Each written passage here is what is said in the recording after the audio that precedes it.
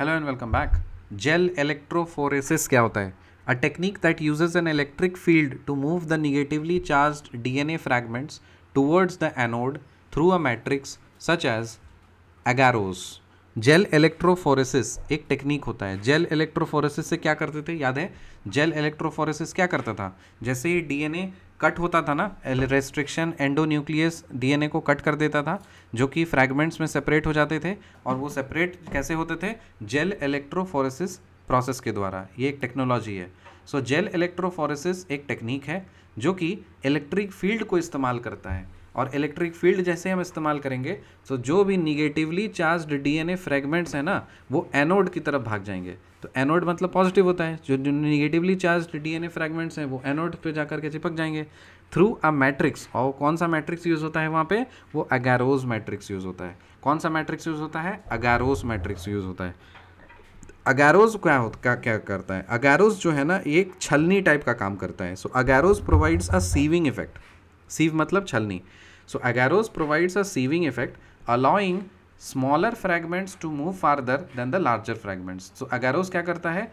ये जो छोटे छोटे फ्रैगमेंट्स होते हैं ना, छलनी लगा दिया तो जो छोटे छोटे फ्रैगमेंट्स हो सब नीचे चले जाएंगे, मतलब दूर चले जाएंगे, और जो बड़े बड़े फ्रैगमेंट्स हैं वो पास में रह जाएंगे। सो Agarose provides a sieving effect, allowing smaller fragments to move farther than larger fragments, thus separating the DNA fragments by size.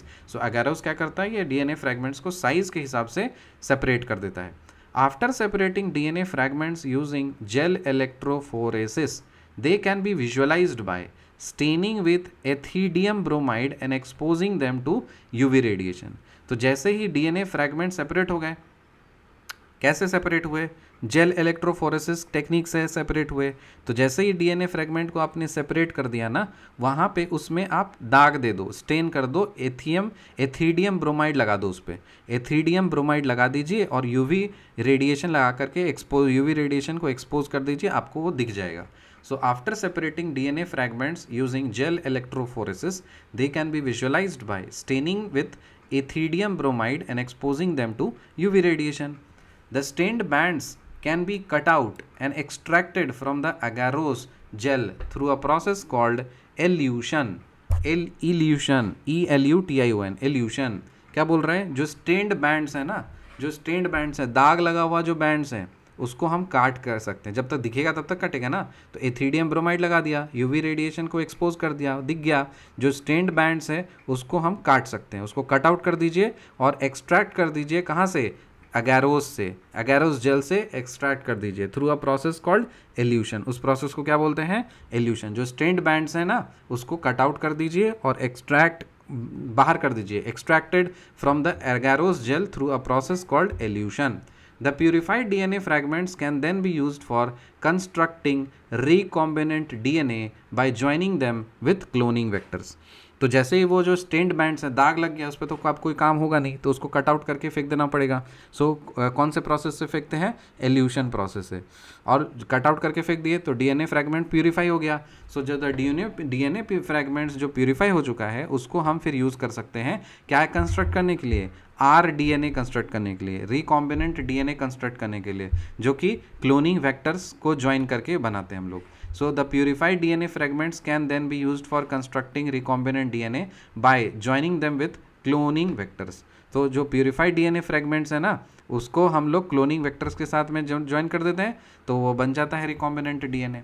Plasmids and bacteriophages can have high copy numbers in bacterial cells and can replicate independently of chromosomal DNA. जो plasmids और bacteriophages होते हैं, bacteriophages have high copy numbers in bacterial sales. तो plasmids और बैक्टीरियोफेग्स जो होते हैं उसके पास कॉपी बैक्टीरियल सेल्स का हाई कॉपी नंबर्स होता है, और वो रेप्लिकेट कर सकते हैं इंडिपेंडेंटली ऑफ क्रोमोसोमल डीएनए। तो उनको क्रोमोसोमल डीएनए की ज़रूरत नहीं पड़ती। प्लाज्मिड्स और बैक्टीरियोफेग्स जो होते हैं वो इंडिपेंडेंटली ही रेप्लिकेट कर सकते हैं high copy numbers in bacterial cells. The origin of replication, उसको शॉर्ट में बोलते हैं ORI, origin of replication, ori. The origin of replication क्या होता है? It is a sequence that serves as the starting point for DNA replication and controls the copy number of the linked DNA. जो origin of replication होता है ना, ये starting से sequence होता है, एक सीक्वेंस होता है जो कि क्या प्रूव करता है, ये क्या किस तरह सर्व करता है, ये starting point of DNA replication की तरह सर्व करता है और कंट्रोल करता है, controls the copy number of linked DNA. जो लिंक्ड डीएनए है उसका कॉपी नंबर को कंट्रोल करता है। समझ में आ गया बात? चलिए रिकैप करते हैं। जेल इलेक्ट्रोफोरेसिस क्या होता है? एक technique that uses an electric field to move the negatively charge DNA fragments towards the anode through a matrix such as agarose. Agarose provides a sieving effect, allowing smaller fragments to move farther than larger fragments, thus separating the DNA fragments by size. After separating DNA fragments using gel electrophoresis, they can be visualized by staining with ethidium bromide and exposing them to UV radiation. The stained bands can be cut out and extracted from the agarose gel through a process called elution.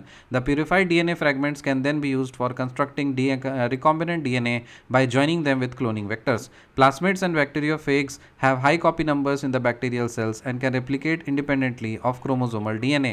The origin of replication ORI is a sequence that serves as a starting point for DNA replication and controls the copy number of linked DNA. मिलते हैं आपसे अगले video में, तब तक के लिए bye.